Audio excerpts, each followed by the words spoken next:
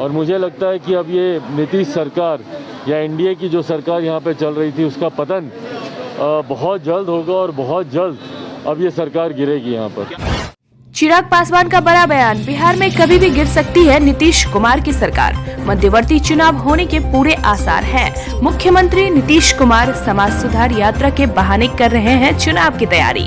Bihar NDA में कुछ भी ठीक नहीं चल रहा है। देखिए पटना से बिहान सिंह की रिपोर्ट। और मुझे लगता है कि अब ये नीतीश सरकार या एनडीए की जो सरकार यहाँ पे चल रही थी उसका पतन बहुत जल्द होगा और बहुत जल्द अब ये सरकार गिरेगी यहाँ पर। क्या आपने जो दावा किया था कि बिहार में मध्यवर्ती चुनाव होंगे, तो क्या ये आसार दिखने शुरू हो गए? मैं मान के चल रहा हूँ कि बिहार में मध्यवर्ती चुनाव होंगे।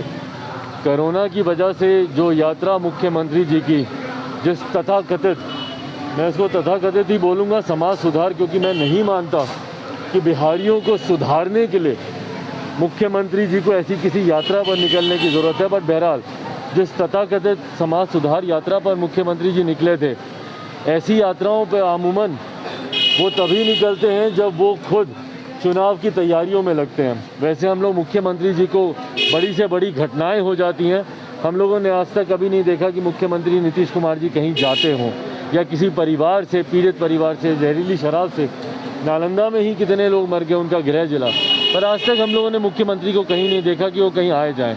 तो वो ऐसी यात्रा पर तभी निकलते हैं जब वो चुनाव की तैयारी में लगे होते हैं। और ये मैं मान के चल रहा हूँ कि मुख्यमंत्री जी कहीं ना कहीं भीतर ही भीतर इस बात को समझ गए हैं कि बिहार में कभी भी सरकार गिर सकती है, और उन्होंने अपने आप को ऑलरेडी, वो इलेक्शन मोड में आ गए हैं, चुनाव की तैयारी में वो लग चुके हैं। एक सवाल ने जो बयान दिया उसके बाद बीजेपी के कई नेता कह रहे हैं कि चिराग पासवान को एनडीए में ला रहे हैं, मतदान के बाद ज़्यादा प्रतिकार है। देखिए, हर उस नेता का मैं धन्यवाद करता हूं जिन्होंने अपनी भावनाओं को इतने स्पष्ट तरीके से उन्होंने रखा, पर मैं बार बार इस बात को मैं कहता रहा हूं और मैं बोल रहा हूं कि फ़िलहाल मेरे लिए मेरी पार्टी लोक जनशक्ति पार्टी रामविलास को नई मजबूती देना, संगठन के स्तर पर इसको मजबूत करना, पूरी नई प्रदेश कमेटी हम लोग की तैयार हुई है और नए सिरे से हम लोग संगठन के कार्यों में हम लोग लगे हुए हैं। तो अभी आज की तारीख में मेरी पूरी प्राथमिकता पार्टी के विस्तार, संगठन को मजबूत करना, और जैसा मैंने कहा कि गठबंधन की बात तब होगी जब कोई चुनाव आएगा। एमएलसी चुनाव में पार्टी ने पुनः फैसला लिया है कि हम लोग अकेले चुनाव लड़ेंगे। अगर कोई बीच में मध्यवर्ती चुनाव नहीं होता तो आगामी 24 में जो चुनाव होंगे, गठबंधन की चर्चा उस वक्त की जाएगी। यूपी विधानसभा चुनाव में आपकी पार्टी की क्या कितनी सीटों पर आप लोग चुनाव लड़ेंगे? देखिए, हम लोग, जैसा मैंने पिछली बार भी कहा था, अधिकांश सीटों पर हम लोग चुनाव लड़ेंगे। पहले और दूसरे फेज़ के कुछ प्रत्याशियों की सूची जारी कर दी गई है। सिंबल को लेकर थोड़ा सा इशू था, क्योंकि जो पार्टी का ओरिजिनल सिंबल है उसको चुनाव आयोग के द्वारा मतभेद की वजह से उसको फ्रीज़ कर दिया गया था।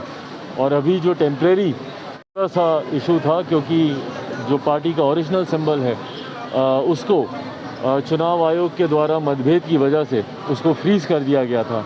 और अभी जो टेम्परेरी हम लोग को सिंबल मिला हुआ है उसको अलग अलग राज्यों में उसकी अवेलेबिलिटी के आधार पर ही वो सिंबल आपको मिलेगा।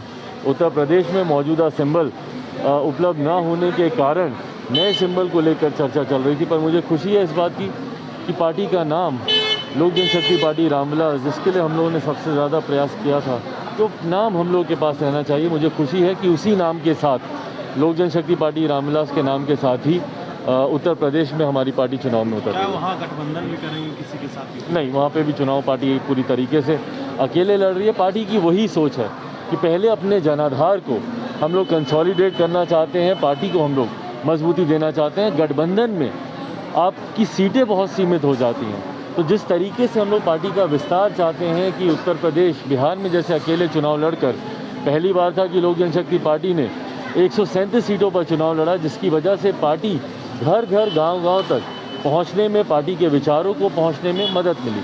उसी तरीके से उत्तर प्रदेश में भी हम लोग चाहते हैं और उत्तराखंड में भी, दोनों जगह हम लोग अकेले बिना किसी गठबंधन के पार्टी चुनाव लड़ेंगे।